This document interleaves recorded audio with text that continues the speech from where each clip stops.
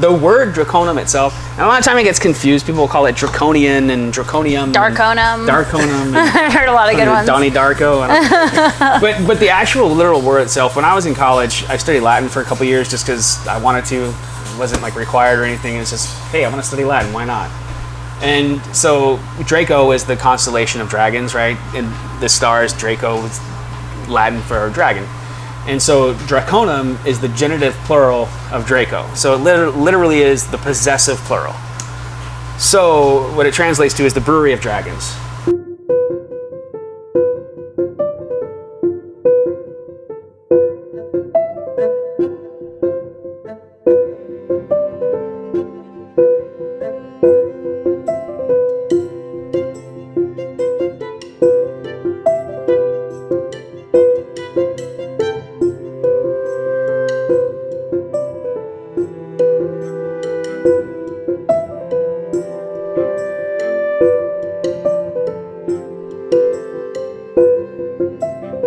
What is up, Master Drinkers? I'm your host, Derek Lee Ramsey, and you're watching Brews with Masters, a show that has dedicated itself to introducing you to your new favorite brewery. Today, we're in Newhall, California, visiting Brewery Draconum. Now, we're going to be trying 4 beers today: Streetside Helles Lager, Ebondrake Baltic Porter, Juicy Drake IPA, and their Belgian-style Saison called Draconum Saison. So, why don't you crack yourself open a cold one and join us on this tour. What do we have here today? So today we have our Streetside Helles Lager, our Saison Draconum, our Juicy Drake IPA, and our Ebondrake Baltic Porter.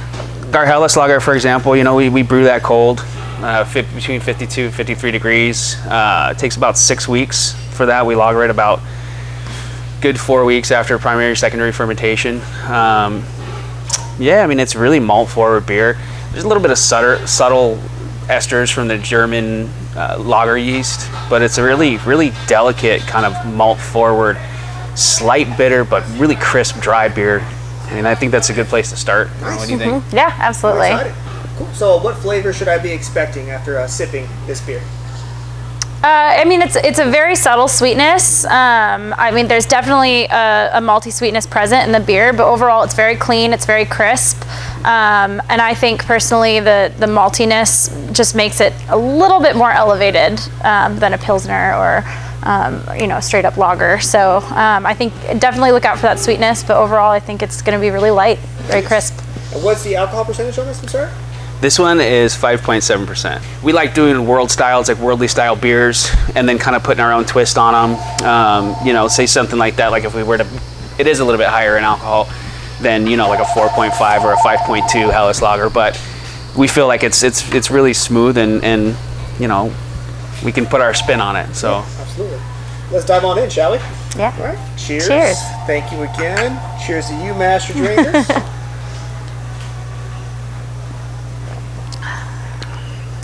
Oh man, that's a 5.7? yeah. That's dangerous. That is fantastic. It's not the first time someone has said that about one of our beers. It's very light. It's got a nice subtle sweetness, like you were saying. It's not overpowering at all.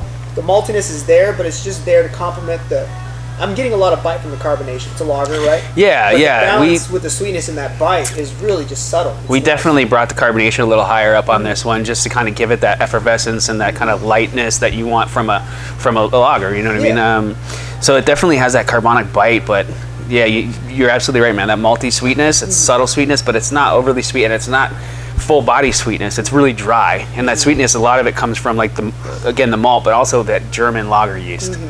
So that's fantastic. Well done on that. Thank you. And we actually do a monthly Brewer's Choice pairing where we select an entree and one of our house beers to pair together, and we offer it up at a discount for the month. And this being our newest release is this month's Brewer's Choice pairing, and we paired it with our caprese sandwich.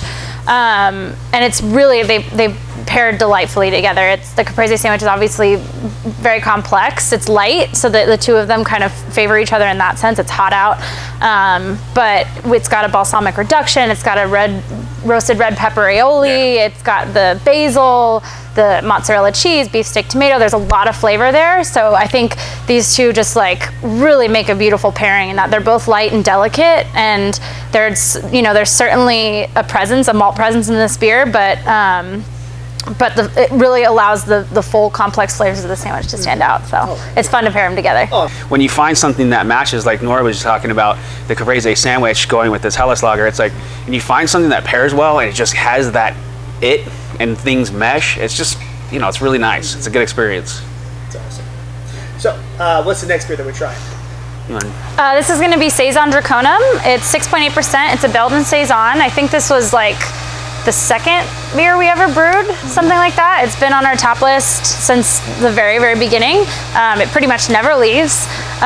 We use it in all of our beer batter. So our beer battered fish tacos, our fish and chips, all uses the Saison in the batter. It's a farmhouse style ale, but I'd say it's light and delicate, and the funk and the tart. I mean, I think there's a little bit of that there, but it's definitely not an overwhelming part of this beer. You do get a lot of the lovely ester present, some nice pear, bubblegum notes in there. Yeah. All right. Let's go ahead and dive on in. Cheers. Cheers. Again. Oh. It's all right. One for the guys. That's why it's there. Cheers to you, master drinkers. Oh my goodness, yes. Saisons are one of my favorite styles, but not everyone does it right. Some are a little bit too peppery for my palate. Yeah. Definitely not the case with this one here. That is really nice. Very floral. Yeah. Yeah. A lot of floral notes in that. I mean, that's definitely a beer that I would order multiple rounds as opposed to just trying it for the first time and being like, all right, I got to try it. And it really shines through. Like she mentioned in our beer batter, like that's literally, we use a lot of beer in a lot of our cooking. We use our porter in a lot of our dishes, and our Saison in a lot of our dishes. Like right now, one of our desserts, we've got a local pastry chef. She comes in every week and bakes fresh desserts, and she made this caramel sauce with the porter that is just, I mean, it's freaking amazing, dude. Yeah. But like the Saison shines through in a lot of food too. You get that fish and chips, and you get a little bit of that maltiness and a little bit of that funk that comes through in the beer batter itself, and it just really pairs well. And we have that in our beer cheese. We make a beer cheese from scratch as well that uses a Saison. And yeah, I can't believe I left that out. Yeah. But no, she's absolutely right. I mean, it just really, the beer shines through in the food.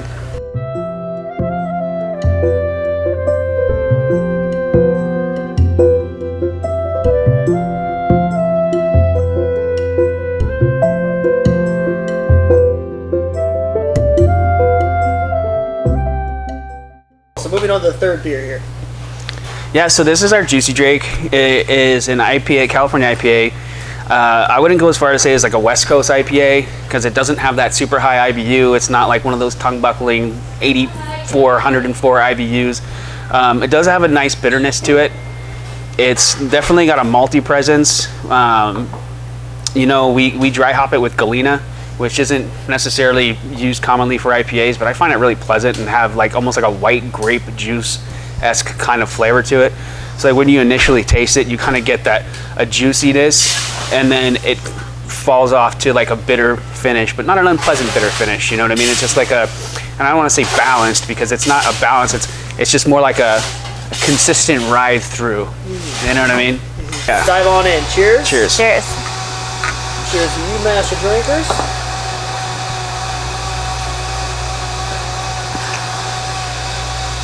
Oh, goodness. There's a lot going on with that beer. Yeah. A lot going on. Sweetness, a little bit of bitterness. It's a bit of a roller coaster where you get the sweet and the tart. They kind of play with each other a little bit. That is, I'm going in again. I'm not mad at that at all. That is really nice. Very floral. The last two have been very floral. Yeah, I really very appreciate it. It's not just like, here's a bunch of hops, here's a bunch of sweetness, and enjoy. It's just like, no, there's a lot more to the beer. Like, just kind of sit back, and that's a beer that I would, if someone were to ask me, hey, like, what should I expect? I would say judge it on the second or the third sip. Like, give it a second to really kind of sit in your palate so you can pick up all the taste. But well done on that one. Yeah. Definitely Thank you. Fan. Appreciate that. Yeah. Thank you. So now we're going to the Baltic Porter, right? Yes, sir. Right. So this is Ebondrake, our Baltic Porter. It's 8.2%. It's there's not a ton of roastiness in there. It's going to be a little bit lighter, just a little bit sweeter. I'd say you'll get some really nice caramel chocolate notes in there. And one of the things I'm most excited about with this beer is that it's just certainly a staple on our tap list. We've had it on since, not quite from the beginning, but certainly from the early days. But we normally serve it on nitro. So it's rich, it's creamy, it's big, which is great. And for the past couple years, it's been one of my favorite winter beers. But this year we decided to carbonate it, and we now have 2 lines. So we're serving it on nitro as well as on CO2. So one of the things that's been most fun for me is seeing how different they are. It's the same beer in every sense except the gas that we use, really. And you know, there's all kinds of beers out there that you can try the same beer but different hops, and the same beer with different yeasts. But this has been really fun for me to kind of play around with the gas and see what a difference it makes. This makes it a summer beer for me, when for the past couple years I've thought of it as like purely a winter beer, and it really, our sales kind of drop off the map in the summer. So this year we carbonated it, and it's been flying, which is really fun. It's bright, it makes it brighter, it's drier. It's just, yeah, it's really fun. I feel like you cracked the code. I mean, you figured out a way to sell a porter beer during the summer. That's it's been really fun. It's not easy to do. That's fantastic. Well, and it's also, I mean, like she said, it's not going to have a lot of the characteristics of imperial stout or an imperial porter or you know, an American robust porter, where there's a lot of that, you know, malty bitterness, acrid bitterness from, you know, the roasted malts. So we use a lot of debittered malts in this that have had their husks removed. So yeah, let's try it. That on it. Cheers. Cheers. Oh, the nose on that. The carbonation does kind of help out with that sweetness, with that I don't want to say the heaviness of the beer, but it is a porter, so it does have a more of like a full body taste. Yeah, absolutely. And with the nitrous, I've always found that it makes it a little bit easier to drink, where this one makes it a little bit sharper, where it kind of ends that, you know, that overwhelming flavor. But man, I can see why this has been flying off the shelf during the summer months, especially during COVID. Everyone's like, I'm trying to forget this.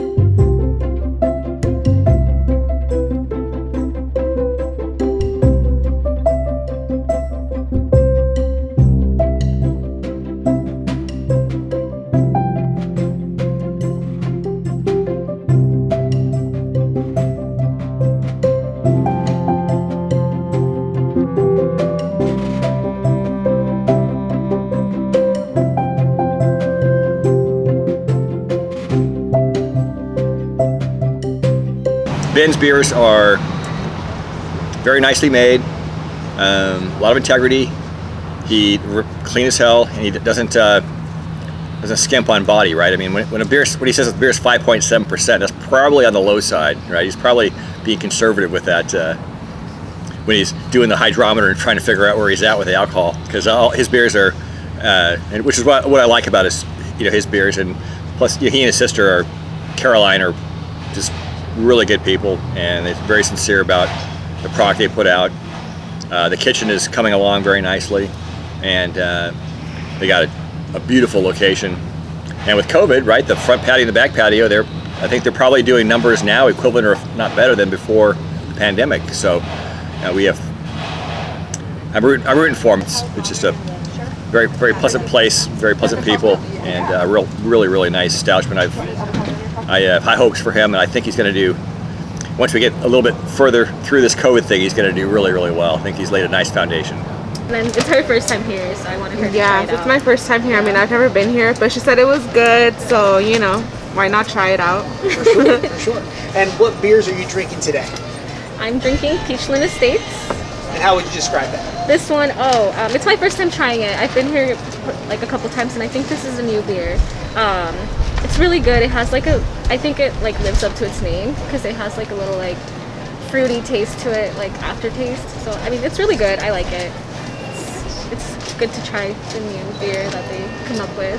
Absolutely. What are you drinking today? I'm drinking ABVAF, something like that. It's pretty good. It's a little on the bitter side, but it's still kind of fruity, so it's good. It's doable. I'm not into IPAs myself, but it's good. Nice. I like it. And how would you describe the food? I mean, Oh, it's Oh my god, so Right, good. it's almost gone. Yes. I mean, I'm about to finish the chips I mean- after this. The fish tacos are really good. Highly recommend. Yeah, I had the Chipotle Chicken Club, and it was really good. The sauce is just really good. It has a nice spice to it. Yeah, and then the potato chips are really good as well. Yeah, I tried her potato chips. I guess they're like made here. They're so good. Yeah, it's really good. That's I love awesome. the quality here. I know you have a little bit more of a connection to this brewery per se. Yep. Because you were married here. I got married here, right over there. We rented out the place. They were really cool. It was the first time they ever did something like that too.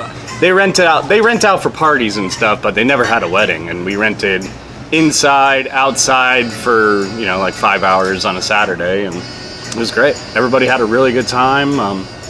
We fit like 70 people in that building, and the staff was great, and everything was awesome. That is amazing. Yeah, it was That great. is amazing. And speaking of beer, what are you drinking? I'm drinking their new lager. Usually I'm an IPA guy, but it's a little hot out today, so a little something lighter. That's Gotcha. good. I like it a lot, actually. What are some of your, outside the beer that you're drinking now, what are like 2 other beers that you would recommend to our viewers? Well, as I said, I like IPA. They have one called Juicy Drake. It's like kind of as the name implies, like kind of a citrusy kind of IPA. Those are my favorite.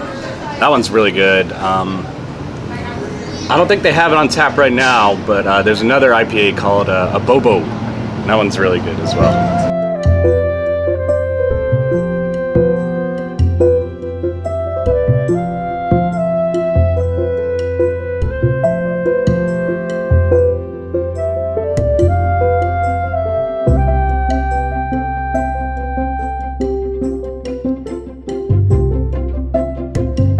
I got laid off in 2008. I was in the entertainment industry. I did digital editing, and there was just, everything kind of took a dive back then.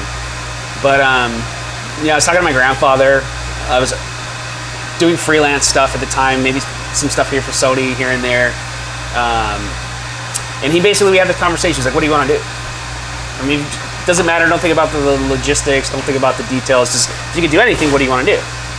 And, I indulged him, and I started thinking about it, and we started to have a conversation, and it's like, okay, well, I love beer. I want to make beer. I like drinking it. I love everything about it. So I just started thinking about that, and I told him, if I could do anything, this is what I would do. And he said, okay, well, what would you have to do that? And so I started looking into it. Shortly after that, I got a job at Bevmo. Started learning more about craft beer. I had a child, and I was a stay-at-home dad and worked nights at Bevmo. Started tasting more beers, getting more into craft beer, learning more about it. Eventually got a job at Wolf Creek as an assistant brewer there. And when I got hired there, I told them, look, this is what I want to do, and I have a 5-year plan. I want to open a brewery. I want to do a brew pub like you guys, and I want to learn. It was a journey, dude. It was a journey, and the whole time, this was the goal. I never really thought I'm gonna open up a brewery. I'm working towards it, and in the back of your mind, you think, yeah, I'm gonna do this, but am I gonna do this? Is it actually gonna happen? But you just keep working at it, and it was probably 2008 when I decided that's what I wanted to do until we opened in 2017. Was that 9 years? And how would you describe the atmosphere here in your outdoor patio, your beer garden? Well, I'd say it's casual, it's fun, it's inviting. I think in terms of our food and beer, we really pride ourselves on craft and high quality food and beer that we're putting out there, but it's family friendly. It's, we invite people to come and stay and hang out and enjoy the environment. We're very proud of our beer garden. It looked a little bit different pre-COVID. It was a little bit more centric and a little bit more bringing people into the same space. But I feel like we've adapted a lot, and people are still getting that individual experience. They're still surrounded by people. We're so fortunate to have had that outdoor space. And so we're able to fit a good amount of people, but keep everybody physically distanced safely outside. We're really proud of that. We've also expanded that to out front as well. We're super proud of that out front beer garden. That's where the Streetside came from. Yeah. And so, yeah, we've really tried to just replicate the same space out front that we have out back. We've added some plants. We've made it dog friendly out front, which is really exciting. We've wanted that for a long time, but since we're a restaurant, that's been a little bit limiting. And so now that we've got that outdoor space, it's really lovely to see people come out with their dogs. Ben and I have both brought our own individual dogs out to hang out, which has been really fun. That's awesome. But yeah, I mean, I think we really try to pride ourselves on community. Inclusion, yeah. We want to be inviting to everybody, and we pride ourselves on making beer accessible for everybody, and helping everybody to find the beer for them. That's something that we strongly believe, that everybody, regardless of your tastes, whatever you're partial to, whether you like strong or light or fruity or dark or bitter or robust, we believe that there's a beer for everybody, no matter what your tastes are. And so we really try to pride ourselves on finding the right beer for you.